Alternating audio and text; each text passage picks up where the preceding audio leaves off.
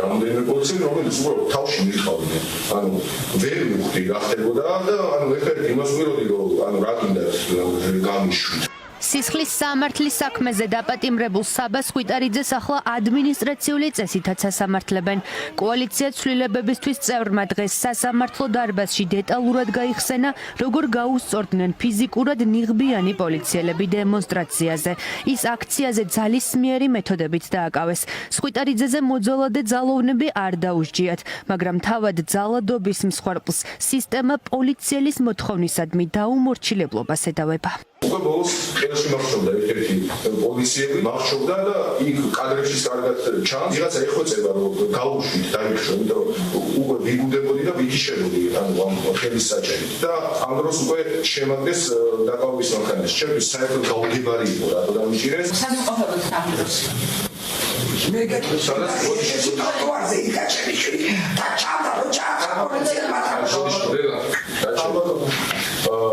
გაფრთხილებას გაძლევთ მსგავს სამოძახილი იქნება დაგატოვებული დემპის სათვალე მიგომის დაბადების ხდაბაზე და მის გვერდზე რომ უკვე კიდევ ერთი მომიციცინო მე ვიცინოდი რომ სასაცილოში ვარ და საბა მაგრადი ყავ ამაკავებელი ყოლება საბას ხვიტარიძის საქმეს სანქცირებული მოსამართლე ზვიად ცეკვავა განიხილავს, რომელიც მომიტინგეების სამაგალითოდ დასჯით არის ცნობილი.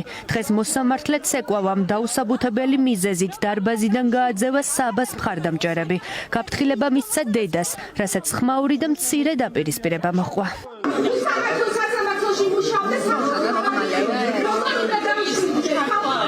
ერთი რეპლიკის გამო დარბაზიდან მთელი რიგი მას მიზეზი ჭირდებოდა იმისთვის რომ ხალხი რომელიც სამართლიან სასამართლოს ითხოვს ამ ქვეყანაში გამოეყარათ სასამართლო დარბაზიდან და აი ამ კედლებში რაც ხდება ასე არ დასრულდება ეს ხალხი ემსახურება მხოლოდ ივანიშვილის რეჟიმს დაწყებული ძალოვანი სტრუქტურის წარმომადგენლები და ნამდვილად ძალოვანებისგან რომელიც მოძალადეებად არიან ქცეულები დასრულებული მანდატურის სამსახურით რომელიც აი ამ შენობაში ვითომ წესრიგს იცავს.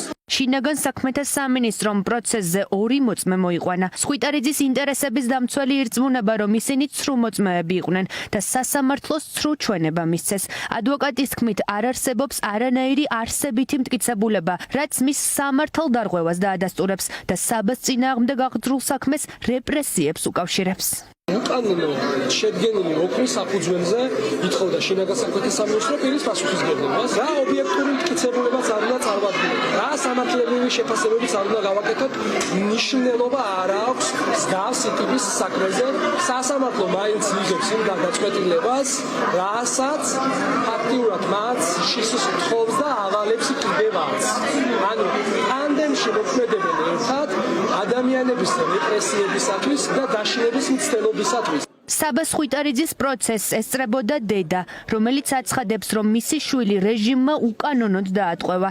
საბასა და სხვა მომიტინგეების გასათავისუფლებლად კი ბრძოლას არ წყვეტს და უკანონობის შესაჩერებლად ყველა სამართლებრივ ფორმას მიმართავს. ბრძოლას ვაგრძელებ ბოლომდე ჩემი შვილის დაწყებულ საქმეს, ბოლომდე გავაგრძელებ. ბოლო წუთამდე შევეწირები ამ ამბავს.